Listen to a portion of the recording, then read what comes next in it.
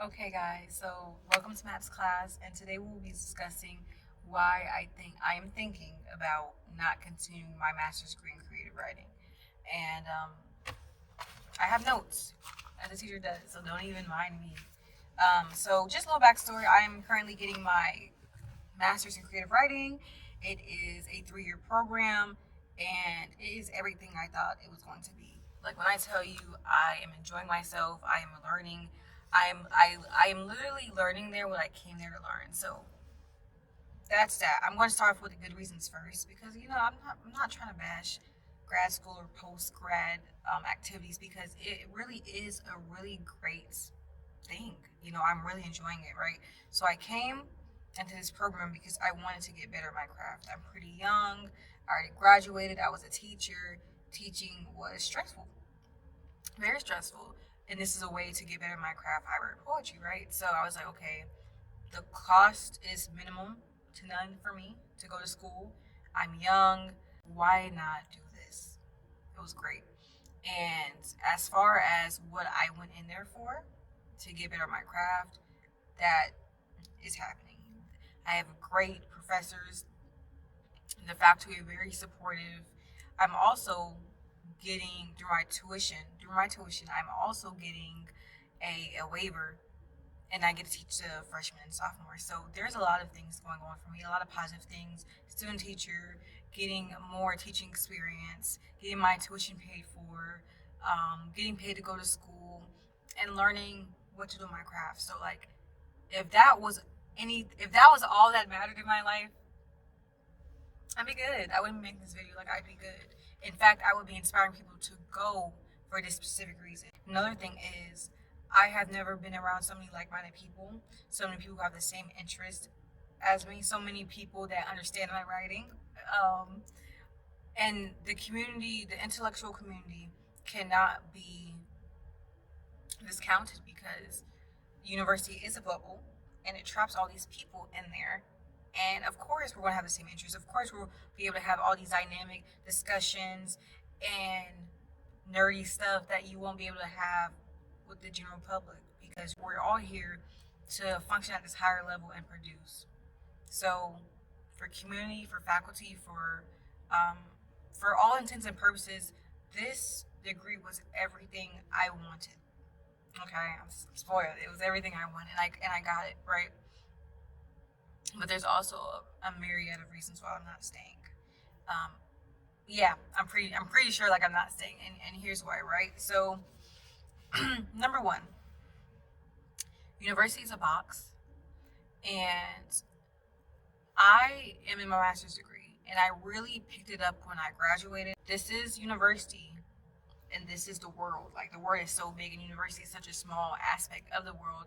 And I really didn't even get to hone into many of my skills until after I graduated, right? So I was English degree, and I didn't do dang near anything in my degree except pursue my degree. But after I graduated, that gap year that I took teaching, blog, creating digital content, setting up business, like I did everything. I did everything outside of school. And because of that, when I was coming into the university and I was looking around, I was like, oh, like a lot of these people are predisposed. They're predisposed to stay in university. Like they're in a university and they want to continue their career in a university. And for me, that kind of posed a problem for me because I'm coming from a place where university is not the end all be all for me, and for a lot of people they are. And not to say that it's a bad thing, but they plan to stay in university, and I didn't. And because of that, a lot of practical opportunities, practical solutions or trajectories were not very open to me because I didn't plan to stay in university. So, and because I had so much experience of growth outside the university became like a tool for me. But I was just like, a lot of these things that we're talking about, we can do it. Like, we don't need the university, right? And because I had this idea that I didn't need the university for 99% of my problems or a big portion of my problems, that really kind of set me apart from my peers. Because when everyone in around you is going this trajectory and university guides you along this trajectory, but you're going differently. It's like, okay, those commonalities I had with you were good and they were still good, but we're going in two different directions. And also, right, MAs are people who study, graduate students who study like English and rhetoric. Um, I'm studying creative writing, so also even in the field of what I'm of English, creative writing is a very niche subject. So what they're doing, they're writing 20-page papers. I'm writing great poems. Okay, so even the way our education is set up is a lot differently, and I think creative writing is just such a niche thing. It's kind of looked down upon. It just English is already a box. Creative writing provides a tighter box, and then no one having any real advice for me about what to do aside from being a teacher was like, I'm not so sure about this, right? And it's a 3-year program, so it's like, okay, if it was 2 years like the MA, I could have probably finished it, got my master's, right? But it's a 3-year program, so I felt like 3 years is a long time for me to be put in this box and have no way to get out of the box afterwards. So that's the first reason. University is a box, and that can be a good thing and a bad thing. But for me, in my value system, it was not. Another one is pay. Now, I said I'm getting paid to go to college. It's great. It's great. It's a blessing. In fact, it's a blessing. But what they pay me to teach and to get my tuition waived is poverty. I would not be able to do, and I'm not really able to do a lot. I don't have much flexibility in terms of like bills, like emergencies, savings. I don't have any flexibility when it comes to that because it's so like small. And some people will tell you that like this is a part of college experience. Like you're coming here and you're getting experience so you can make more money afterwards. And that is true, right? That is true. But what I realize is that I'm looking at all these people coming to grad school, and grad school is like big adult college, right? So even our classes are set up in a way that it's not just 18-year-olds taking it. It's like 40-year-olds, 7 years old, like anybody can take it, right? So I'm witnessing all these people coming back to school,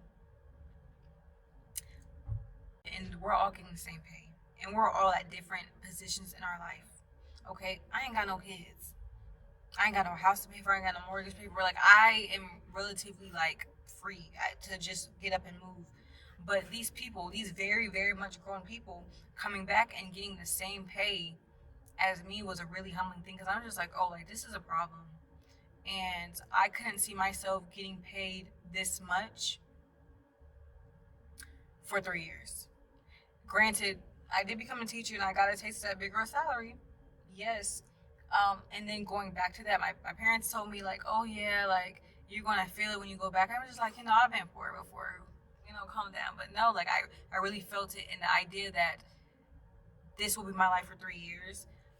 Now there were a contingency plan that I did have to actually teach my last year, but because this degree offers so little job security for me afterwards, to sit here for 3 years um, and throw myself into my studies, but not secure job security or not even secure like higher paying jobs because I'm not working during it, it's not sustainable for me. And I've tried to like be a good, I've tried to be like a good sport about it, but at the end of the day, if I wasn't getting paid to go to school, like I get money for going to school, and if I wasn't getting that, there was no way I would be able to afford anything. Like I could afford the roof over my head and some water and pasta for the month, and that would be it. I wouldn't be able to afford anything else, and that to me is a huge problem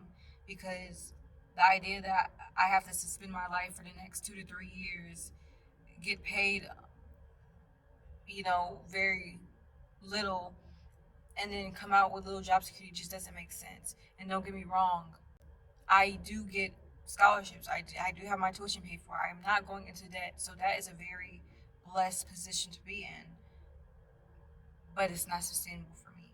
Another thing for me why I am not going to continue getting this degree is I don't fit in. And I don't fit in for a number of reasons. But more specifically, when I came into this university, and I was here my bachelor's degree, so like my bachelor's degree was a totally different experience than my master's degree. And of course, like I'm at a different stage, 18 to 23, different stages of life, sure, but it was different in a sense that I looked around and all my professors and all my peers did not look like me. And in my bachelor's degree, everyone around me, because I was situated around people that looked like me, I was just always around people that looked like me. And this was the exact opposite. And I found myself being very isolated. Even the people who were like kin folk, skin folk, they were significantly older than me to the point where our interests were just not the same. So we still like this, but in terms of like relating outside of the university, outside of the classrooms, it was very few. Um, and at first, I was like, okay, whatever. Like I'm gonna make the most of it, and I still make the most of it because they're good people. I have a great time with them, but all of my experiences were framed. It wasn't me, like I was always an outlier, even if it wasn't for cultural differences. My values that I came into college are a little bit different now that I've kind of been in the outside world and came back, and because I'm more of a creative spirit, even that is different. The way I was handling myself is different, right? Because like I said, a lot of these people, a lot of my classmates, a lot of these students are trying to come back to university. They're trying to stay in the university. And me knowing for sure that I wasn't getting my PhD, it required me to navigate and look at things a lot differently than my peers. So not only am I different culturally, racially, my values are different. Um, my first year it wasn't bad. Like I had a great year, and I even went out of my way to like set up like game nights and like to make sure like I had a positive and social experience, and I did. But as I'm looking around, and my first year, everyone was taking the same class, so it forced us all to be together. But as the semesters roll on, now as everyone is going into their separate studies and stuff like that, everyone's getting more into cliques, which is fine because even I have my clique, but I've always been a floater, so I've always been able to like move in between groups, and I'm just kind of looking for my own group now. Like I don't find myself fitting in anywhere, and it's taken a toll on me. It's taken a toll on me. It's like, okay, I'm expected to be here for 3 years, 2 years now, and everyone's, drifting off to their separate groups, and I'm here alone again. Like when I first came in, I was alone, and I worked hard to make sure that I fostered some sort of social environment, and now I'm back to square one, and it just doesn't seem worth it at this point. Now there are other clubs on campus, like there are other things I can pursue on campus and everything, but to not have that in your own classroom or in your own like graduate experience, because you spend a significant amount of time with these people, my classmates. We go to class together, we study together, we're teaching together, like all these experiences we're doing together.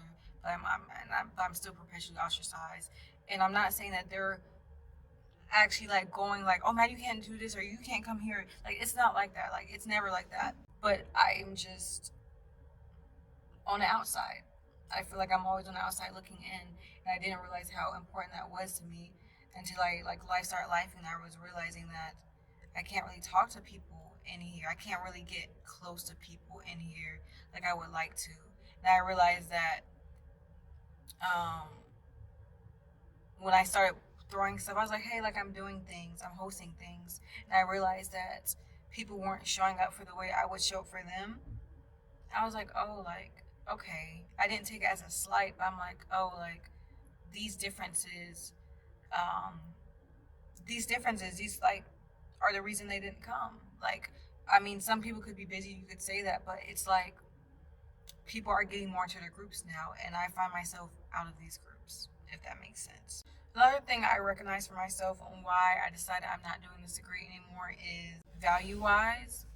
as I'm getting older and as I really like took a look around at the university, I took a look at who stays in the university and who leaves and what we're learning and everything. And I was like, this might be a mismatch of values. Like ultimately, I came in here and I'm getting exactly what I want to, but I was like, I could probably get the same things. I could probably learn the same things outside of school without having to like put my life on a hold and without having to not have a full time job. I looked around and I was like, I can do all of these things outside of college. Of course, I might not have the institutional backing or that financial backing and stuff that they may have, but I made it a priority to look at skills, prioritize skills when coming into the university. And I was like, I can do these skills. I can learn these skills. I don't have to be here for this.